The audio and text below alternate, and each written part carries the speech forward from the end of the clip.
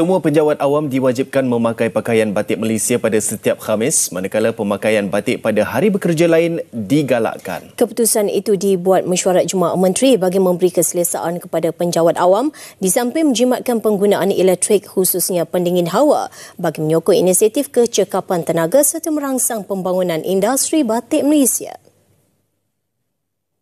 Dalam satu kenyataan, Menteri Sumber Asli Alam Sekitar dan Perubahan Iklim Nik Nazmi Nik Ahmad memaklumkan ia diputuskan selepas mengambil kira kesesuaian pakaian pekerja penjawat awam dengan realiti iklim tempatan. Langkah itu bagi membolehkan penjawat awam menyesuaikan cara pemakaian dengan perubahan suhu premis yang diselaraskan kepada 24 hingga 25 Celsius dalam usaha kerajaan menjimatkan penggunaan tenaga elektrik. Cadangan perubahan kod etika pakaian itu juga dipanjangkan kepada semua ahli Dewan Rakyat dan Dewan Negara. Keputusan itu juga mengambil kira komitmen kerajaan mencapai aspirasi pembebasan gas rumah hijau GHG sifar bersih seawal tahun 2050 dengan mengurangkan jejak karbon daripada amalan penggunaan tenaga elektrik. Itu alternatif yang baiklah bagi kita sebagai rakyat Malaysia supaya kita boleh kekalkanlah warisan budaya batik di negara kita ni, sebab bukan negara kita je yang batik sebagai satu identiti. Indonesia pun menggunakan batik sebagai identiti. Jadi untuk kita kekalkan identiti di negara kita, kita pun haruslah mewajibkan pemakaian batik ni.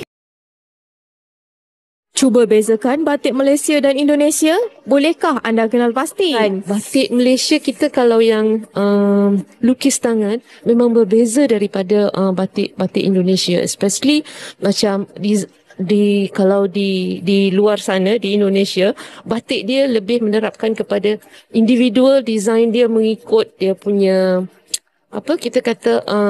kawasan dia, macam itulah, dia banyak kluster kan. Kalau macam kita lebih banyak kepada mesra alam, flora. Untuk kempen kali ini, pelbagai barangan tempatan yang telah diketengahkan. Contohnya, batik khas untuk kanak-kanak bagi memupuk semangat cintakan batik tempatan. Bersempena dengan Hari Batik Malaysia yang bakal tiba 3 Disember depan, diharap rakyat Malaysia lebih cakna tentang batik tempatan. Dan rakyat negara lain boleh berhenti buat tuntutannya. Kita kan serumpun. Aisyah Fika Zaki untuk Buletin TV9. Dua aspek utama yang harus kita ketengahkan. Satu, kesedaran. Dan kedua adalah harga yang kompetitif.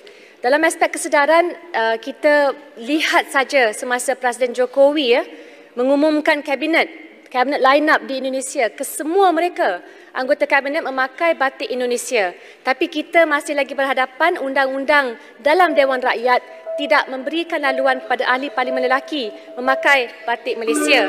Jadi saya sambut baik, hanya saya pohon agar Yang Berhormat dapat membantu kerana kesedaran inilah baru dapat melahirkan usaha untuk mengetengahkan supaya batik itu dapat dijual dalam harga yang kompetitif bagi pihak pengusaha batik-batik Malaysia di seluruh negara. Terima kasih.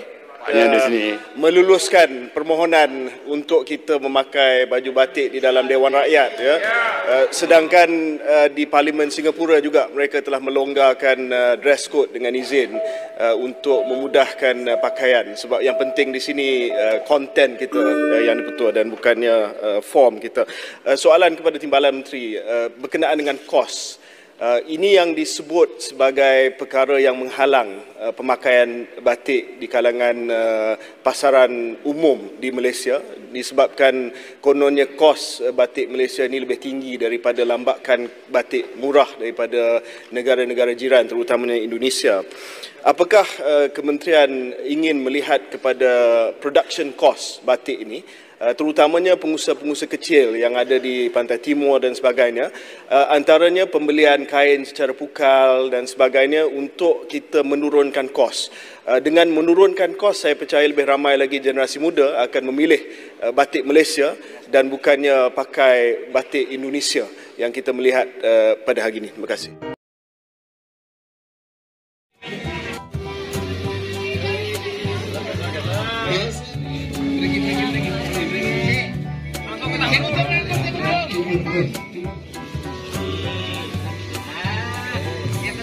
Geser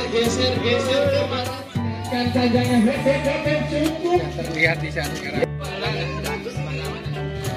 Jadi ibu bajunya Kira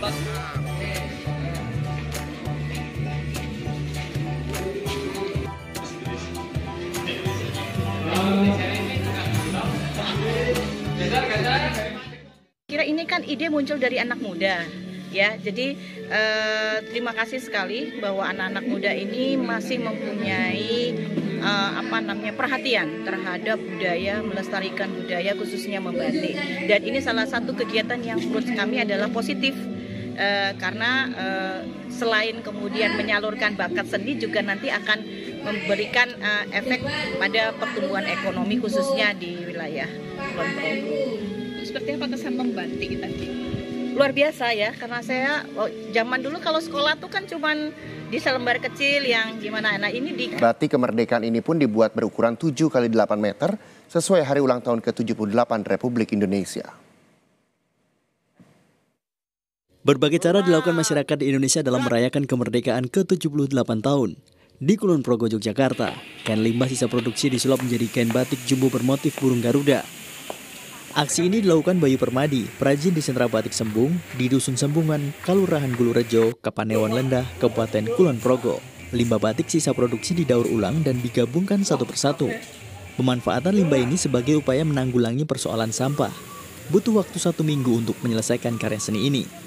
Proses pengerjaan dimulai dengan memilah kain bekas yang masih layak pakai untuk selanjutnya dijahit menjadi bendera berukuran 7 x 8 meter. Setelah itu, dilanjutkan proses penggoresan malam hingga pewarnaan. Bayu memilih warna merah sebagai warna utama, sedangkan pengerjaan motif berbentuk Garuda Pancasila dan ornamen penunjang berwarna kuning emas. Seluruh proses ini diklaim sudah sesuai standar pembuatan batik komersil sehingga batik Garuda ini tetap layak dijual.